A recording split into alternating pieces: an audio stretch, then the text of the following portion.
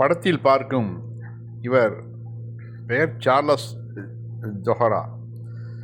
இவர் கிறிஸ்துவ மதத்தை சேர்ந்தவருங்க. ஆனால் ஓரளவு அரபி படிக்கிறாரு.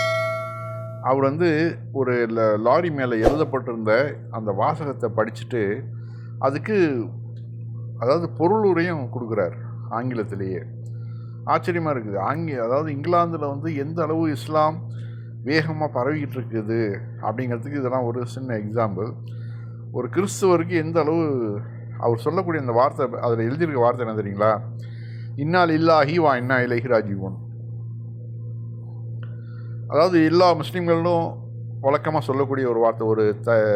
ஒரு இறப்பு நடந்துட்டாக்கோ, இல்லை ஒரு மிகப்பெரிய துயரம் நடந்துட்டாக்கோ, அந்த டயத்தில் நம்ம சொல்லக்கூடியது இன்னா லில்லாஹி வா இன்னா இலைஹி ராஜிஊன். அரபி படிக்க தெரியாத முஸ்லீம்களோடு அடிக்கடி முணுமுணுக்கிற முத்தான பிரார்த்தனை தான் இந்த பிரார்த்தனையின் பொருள் என்ன? அதோட பொருள் என்ன பாருங்கள். இன்னா லில்லாஹி வா இன்னா இலைஹி ராஜிஊனுக்கு பொருள் என்னன்னாக்க, நாங்கள் அல்லாஹுக்கே உரியவர்கள், நாங்கள் அவனிடமே திரும்பி செல்பவர்கள். இதுதான் அந்த வார்த்தையோட பொருளுங்க. நாங்கள் இறைவனுக்கே உரியவர்கள், நாங்கள் அவனிடமே திரும்பி செல்பவர்கள். நாங்கள் இறைவனுக்காக உள்ளவர்கள், நாங்கள் திரும்பி செல்ல போகிறோம். இதில் எது நடந்தால் நமக்கு என்ன அப்படிங்கிற ஒரு விஷயமே இதில் அடங்கியிருக்கு. நம்முடைய உயிர்களாலும் உடைமைகளாலும் எதுவும் நமக்கு சொந்தமில்லை. அவற்றை தந்த அந்த இறைவனுக்கே சொந்தம். இவை நம்மிடத்தில் இரவலாக இருக்கின்றன. அவற்றை அவன் எப்போது வேண்டுமானாலும் பறிக்கலாம். அவற்றை பறிப்பதற்கு அவன் முழு உரிமை படைத்தவன் என்ற கருத்தை இதிலிருந்து எளிதாக விளங்கிக் கொள்ளலாம்.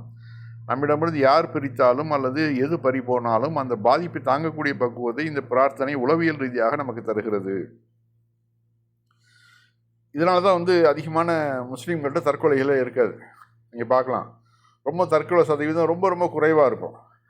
அது பரீட்சையில் ஃபெயிலாக போனாலும் சரி, இல்லை தாய் தகப்பன் இறந்து போனால், மனைவி இறந்து போனால், மகன் இறந்து போனால், எது இறந்து போனாலும் சரி, அவர்கள் ஒரு 3 நாள் துக்கம் வச்சுருப்பாங்க. அவ்வளோதான் இஸ்லாம் சொல்லக்கூடிய அந்த 3 நாள் துக்கம்தான். அப்புறம் அதை தூக்கி அப்படியே தூரமாக வச்சிட வேண்டியதுதான். அதுதான் இந்த சகோதரர் அந்த வார்த்தையை சொல்லி அதற்கான விளக்கங்கன்னே சொல்கிறார். இன்னா லில்லாஹி வா இன்னா இலைஹி ராஜிஊன் அப்படிங்கிறதுக்கு நாங்கள் இறைவனுக்கே உரியவர்கள், நாங்கள் அவனிடமே திரும்பி செல்பவர்கள் அப்படிங்கிற அந்த ஒரு வார்த்தை தான் ஒரு பொழிப்புரியா சொல்கிறாரு. அதையும் அந்த வீடியோவும் நான் பின்னாடி நான் இணைச்சிருக்கிறேன், அதையும் பாருங்கள். இந்த விஷயத்தில் ஒரு சின்ன விஷயந்தான் அது, இன்னா லில்லாஹி வா இன்னா இலைஹி ராஜிஊன்ங்கிறது. அது ஒரு மனிதனுக்கு எந்த அளவு ஒரு பொறுப்புணர்வை கொடுக்குது, எந்த ஒரு இழப்பு இருந்தாலும் அதை தாங்கிக்கூடிய சக்தியை கொடுக்குது. பார்த்தீங்களா? இதுதான் ஒரு சின்ன விஷயமா இருந்தாலும் இஸ்லாம் எந்த அளவு கணக்கிட்டு ஒன்றையும் கடமையாக வச்சுருக்கு. Being English and not Muslim, I know that a lot of people do worry when they see this kind of large Islamic writing on a black background, and so I thought I'd make a quick video just to say to you, please don't worry. So let me just explain it to you. Okay, it's inna here. Inna, there actually should be a little mark there. Inna, which means indeed we. Inna lillahi, lillahi, we belong to God.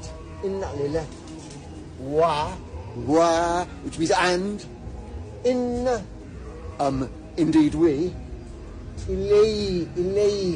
Ilayhi, go towards, going towards him. Ilayhi,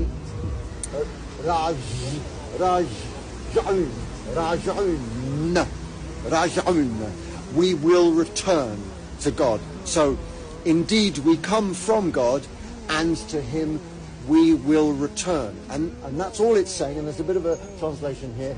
Indeed we come from Allah, and to him we shall return. And that tells you the chapter 2, which is the longest chapter of the Quran, verse 156, which is what this verse is. எந்த அளவு அந்த மக்கள், கிறிஸ்துவ மக்களே, அரபு மொழியையும் இஸ்லாத்தையும் எந்த அளவு விரும்புகிறார்கள் அப்படிங்கிறத நம்ம இந்த காணொலியில் பார்த்து தெரிஞ்சுக்கிறோம். ஏன்னா அந்த அளவு அவர்களுக்கு வெற்றிடமாக இருக்குது, மன நிம்மதி இல்லாமல் அலைகிறாங்க. அதனால தான் அங்கே கூட்டம் கூட்டமாக இஸ்லாத்தை நோக்கி மக்கள் விரைந்து வராங்க. எந்த ஒரு அதிகமான முன்னெடுப்பும் கிடையாது. அங்கெல்லாம் இந்த அவசர உலகத்தில் அவர்கள் நிம்மதியை தேடி அலைகிறாங்க. எங்கே நிம்மதி, எங்கே நிம்மதின்னு அவர்கள் தேடி அலையும் போது அவர்களுக்கு இஸ்லாம் ஒரு மிகச்சிறந்த ஒரு வடிகாலாக தென்படுது. அதனால தான் கூட்டம் கூட்டமாக அவர்கள் இஸ்லாத்தை நோக்கி வராங்க. அந்த வகையில் இப்போ வந்து போராட்டங்கள்லாம் கூட நடந்துச்சு. சமீபத்தில் நம்ம லண்டனில் பார்த்தோம், போராட்டங்கள்லாம் நடந்துச்சு. அதில் மெயின் ரீசனே அவங்க சொல்கிறது, இந்த நாடு முஸ்லீம் நாடாக மாறிடும் பொழுது பயமாக இருக்குது அப்படிங்கிறாங்க. நீங்கள் பயப்படலாம் தேவையில்லை.